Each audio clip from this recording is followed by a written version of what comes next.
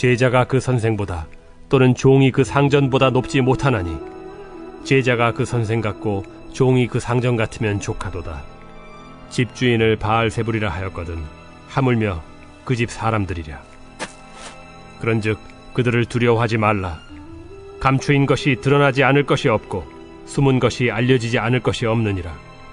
내가 너희에게 어두운 데서 이르는 것을 광명한 데서 말하며 너희가 귓속말로 듣는 것을 집 위에서 전파하라.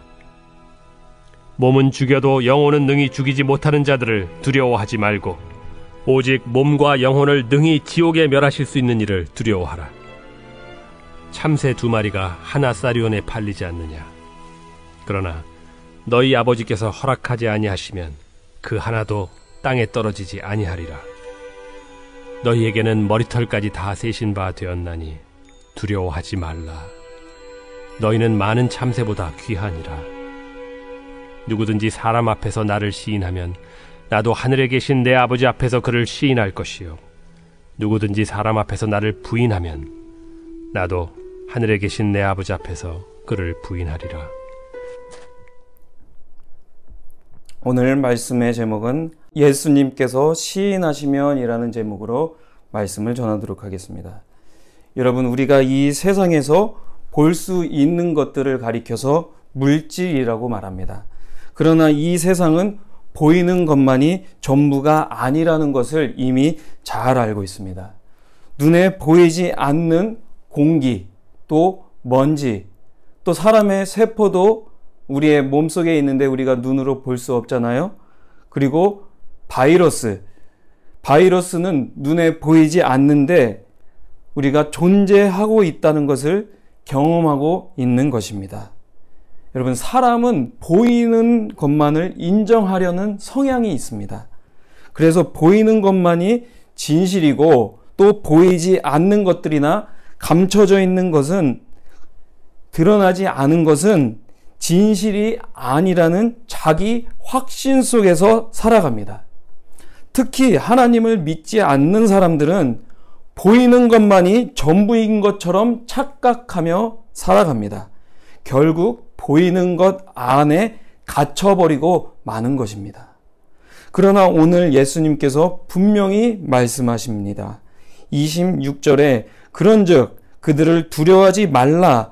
감추인 것이 드러나지 않을 것이 없고 숨은 것이 알려질 것이 없느니라 라고 예수님께서 말씀하셨습니다.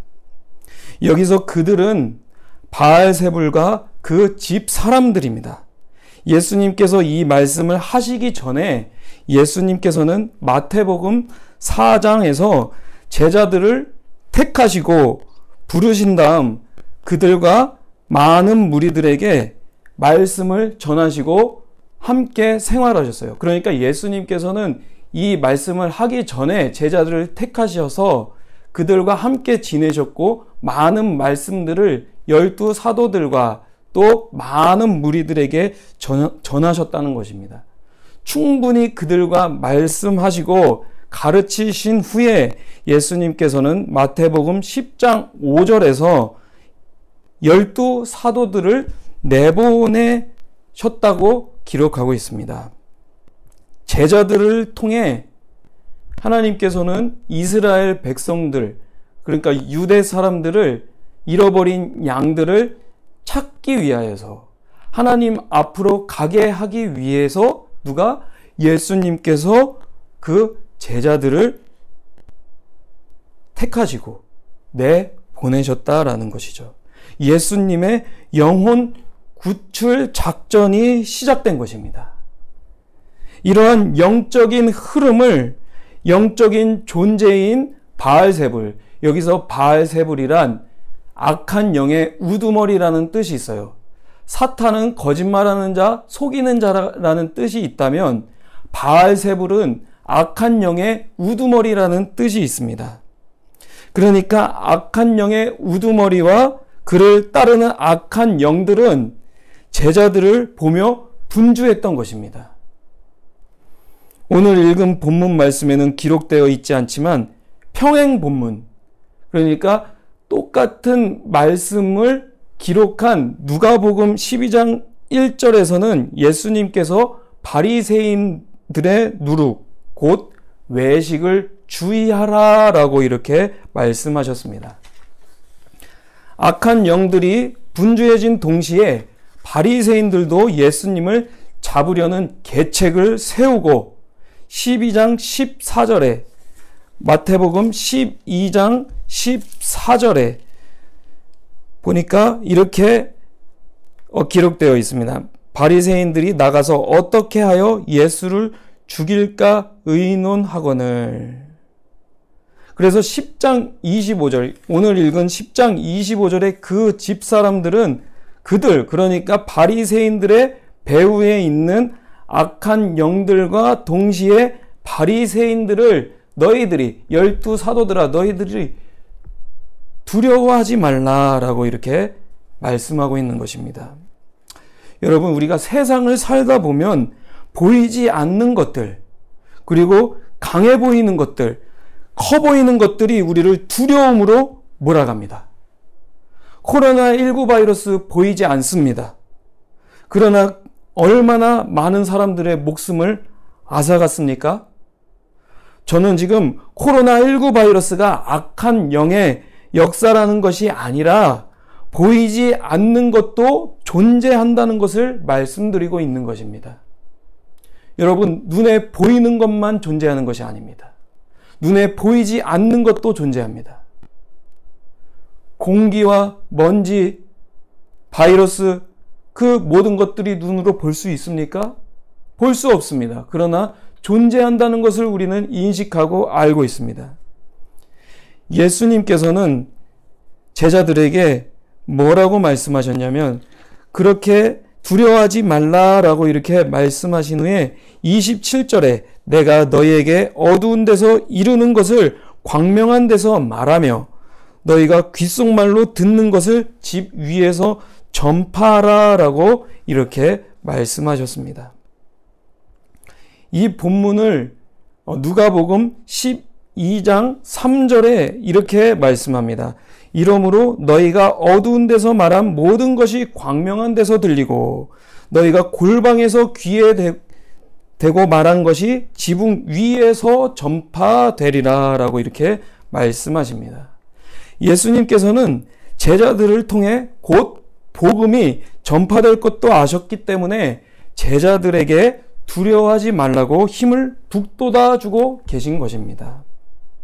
28절에 몸은 죽여도 영혼은 능히 죽이지 못하는 자들을 두려워하지 말고 오직 몸과 영혼을 능히 지옥에 멸하실 수 있는 이를 두려워하라 라고 영혼의 주관자가 바알세불이 아니기 때문에 악한 영들이 아니고 영혼의 주관자는 오직 하나님이시기 때문에 몸과 영혼을 능히 지옥에 멸하실 수 있는 이를 두려워하라 라고 이렇게 말씀하십니다. 여러분, 우리가 무엇을 두려워해야 합니까? 보이는 물질 세계입니까? 아니면 그 모든 물질 세계를 창조하신 하나님이십니까? 우리는 하나님을 두려워해야 합니다. 왜냐하면 악한 영들은 저희의 몸과 영혼을 죽일 수 있는 존재가 아니기 때문에 그래요. 하나님만이, 오직 하나님만이 몸과 영혼의 주관자이십니다. 하나님만이 영혼을 이끄시는 분이십니다. 여러분의 인생의 자리에 하나님을 모시기 바랍니다. 보이는 것이 전부가 아닙니다. 몸과 영혼의 주관자가 계십니다. 참새 2마리가 땅에 떨어지는 것을, 새가 죽는 것마저도 아버지 하나님께서 허락하지 않으시면 그 참새 2마리도 땅에 떨어질 수 없다라고 예수님께서 말씀하셨습니다. 내가 지금 살아있는 것은 몸과 영혼의 주관자이신 하나님께서 생명을 허락하셨기 때문에, 하나님께서 지금도 생명의 역사를 하고 계시기 때문에 우리가 살아있는 것이지, 그냥 내가 살아있기 때문에 살아있는 것이 아니에요. 하나님께서 생명을 주셨기 때문에, 하나님께서 영혼을 주셨기 때문에, 살게 하시는 이유가 있기 때문에 우리가 살아간다는 것입니다. 예수님께서는 모든 것을 알고 계시는 하나님께서 저희의 머리털까지 다 세신 바 되셨다고 말씀하십니다. 하나님께서는 모든 것을 알고 계십니다. 세상이 하나님을 믿고 예수님을 믿는 사람들에게 두려움을 준다는 것도 알고 계십니다. 그러니까 우리가 세상을 살다 보면 얼마나 두려운 일들이 많습니까? 쫄게 되는 일들이 많아요. 운전을 하다가도 큰 차가 옆에 지나가면 약간 두근두근하기도 하고, 또 많은 사람들이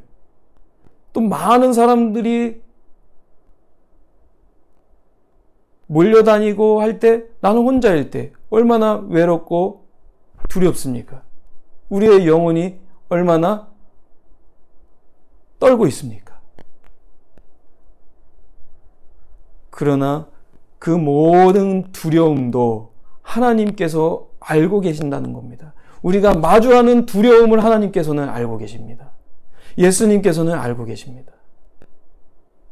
여러분, 세상에서 예수님을 시인하시기 바랍니다. 세상 안에서 예수님을 입에 두어야 합니다. 그리고 사람 앞에서 예수님을 믿는 것을 시인해야 합니다. 아무리 코로나19 바이러스로 인하여 많은 불신자들이 저희 크리스천들을 위축하게 만든다 할지라도 예수님을 부정할 수는 없습니다. 제자들에게 가해질 위협 가운데 있을 때라도 예수님께서는 제자들에게 누구든지 사람 앞에서 나를 시인하면 나도 하늘에 계신 내 아버지 앞에서 그를 시인할 것이요, 누구든지 사람 앞에서 나를 부인하면 나도 하늘에 계신 내 아버지 앞에서 그를 부인하리라 라고 이렇게 말씀하십니다. 그렇다면 우리가 어떻게 이 세상에서 예수님을 시인할 수 있을까요?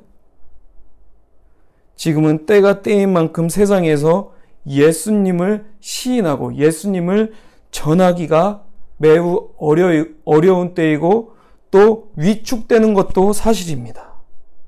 이럴 때일수록 그렇다고 해서 예수님을 전하지 않고 말하지 않는 것은 생명의 주관자이시며 생명을 주신 예수님을 멀리하는 것이기 때문에 우리는 어디서든지 예수 이름을 늘 가까이 하고 불러야 합니다.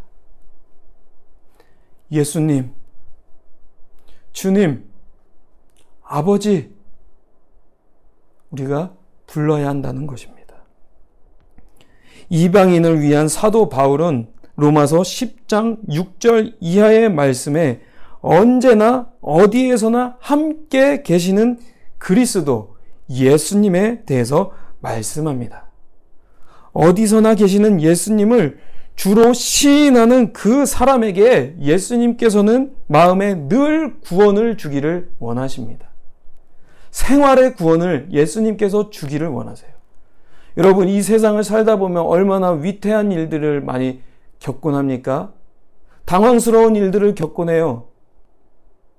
마음에 어려움이 있을 때, 또 마음이 매우 복잡할 때에, 감정이 복잡할 때에 하나님께서는 그 가운데서 구원해 주시기를 바라십니다.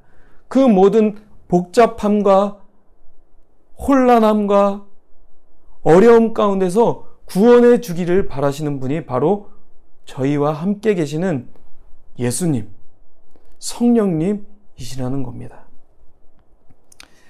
제가 하나님을 믿는 믿음으로 하나님을 의식하고 저 안에 내주하시는 그리스도를 의식하는 삶을 살아가 보니까, 그렇게 사는 삶을 살아보니까 이전에 즐기던 많은 것들이 재미가 없어졌어요.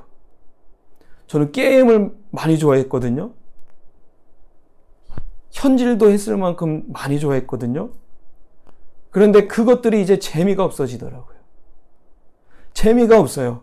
물론 육아 때문에 바빠서 그럴 수도 있겠지만, 틈 나는 대로 하나님의 말씀을 읽는 것이 더 재밌고 또 기도하고 찬양하는 것이 그렇게나 즐겁습니다.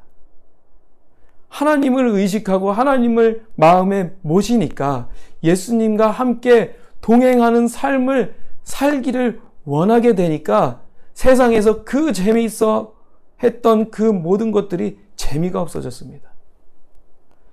재미와 흥미와 기쁨의 기준이 달라졌습니다. 여러분, 하나님이 기준이신 삶을 살아가면 우리의 기쁨과 즐거움과 그 모든 것들이 하나님이 됩니다.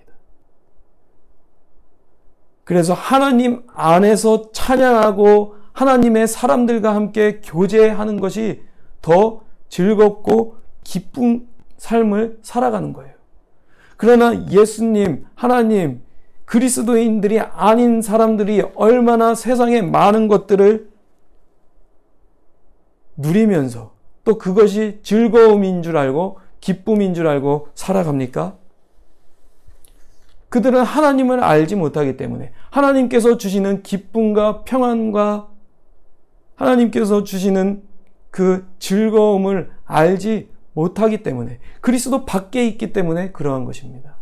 그러나 그리스도 안에 있으면 우리가 하나님의 그 기쁨 가운데로 초대되고 하나님 안에서의 은혜와 사랑을 누리며 살아갈 수 있게 된다는 것입니다. 지금 내가 있는 이 시간, 이 장소, 하나님께서 나에게 그리스도를 시인하게 하시기 위한 시간과 장소임을 기억하시기 바랍니다. 예수님께서는 늘 저희와 함께 계십니다. 여러분, 지금 위기 속에 계십니까? 그 위기 속에서 예수님을 부르십시오. 예수님, 저의 삶을 도와주세요.